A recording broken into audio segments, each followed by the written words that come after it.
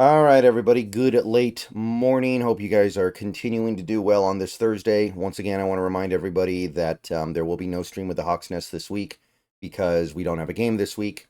We will be returning next week to preview the Niners game, but not going to do it now when we have no information really and the game is so far away. So do not keep an eye out for that.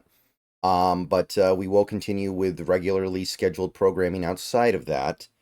And that includes the routing guide, which we're going to do now, which, look, I understand that it seems kind of silly to even be talking about other games through this lens when the Seahawks have lost 4 or 5 and look like they're basically toast.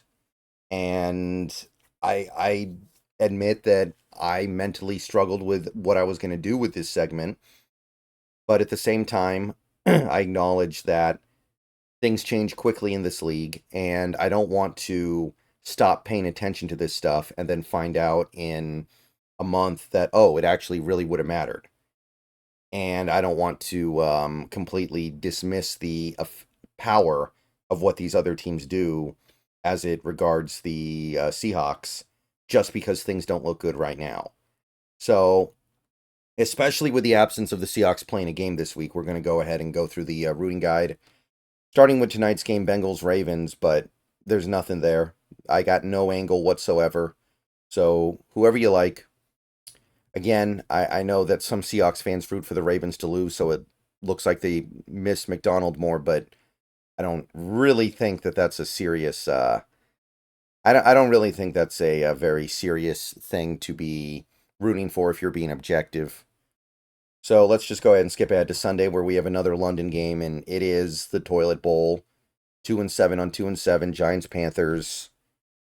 Um, I guess you could say we want the Panthers to win just because the Giants beat us, but they're so far back that if that tiebreaker ends up mattering, we're already dead, right?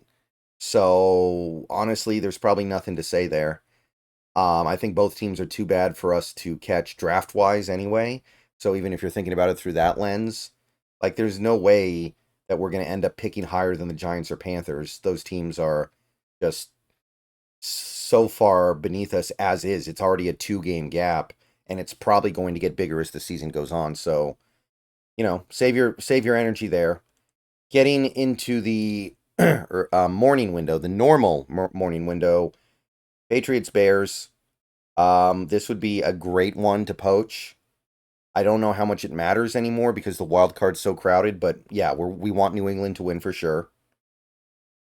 Chicago's a team that could be annoying at the end of the year potentially. There are so many teams we need to think about more than the Bears at this point because the NFC is so tight.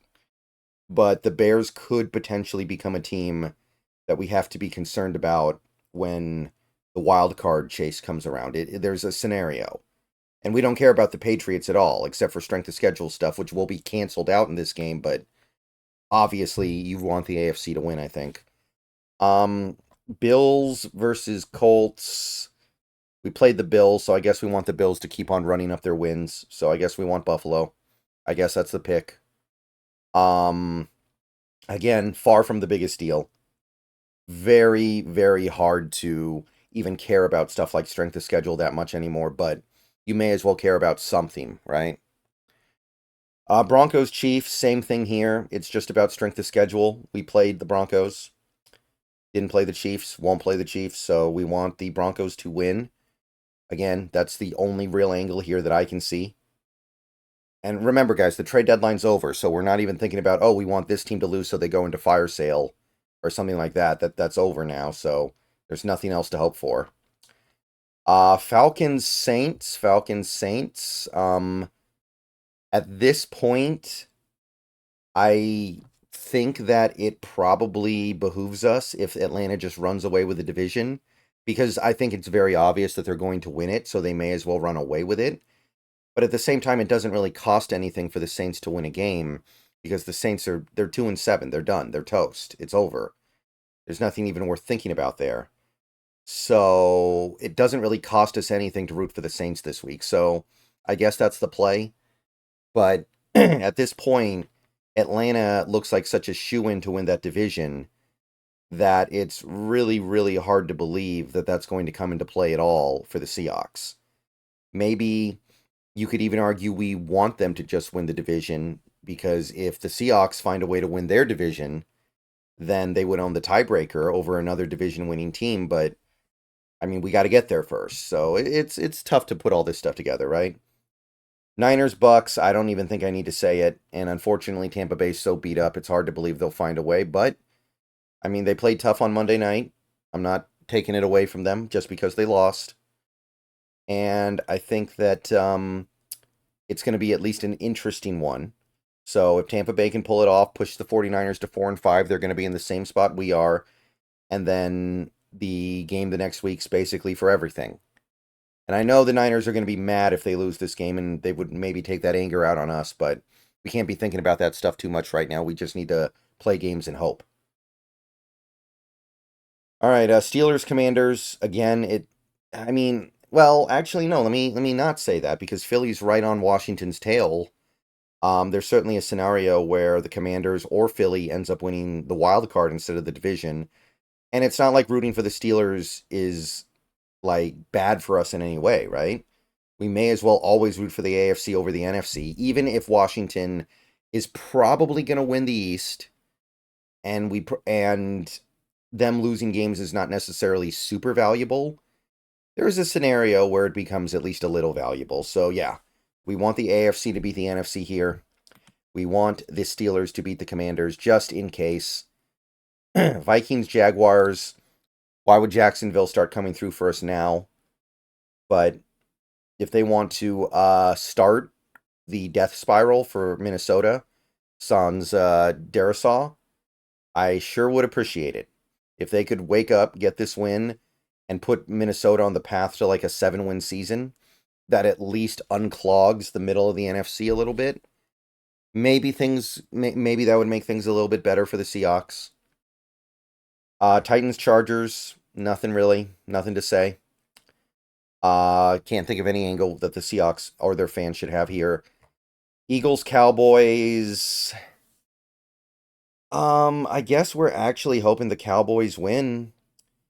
They're done no matter what, right? They've lost Dak probably for the whole season. Prescott's out. Like, the Cowboys are toast.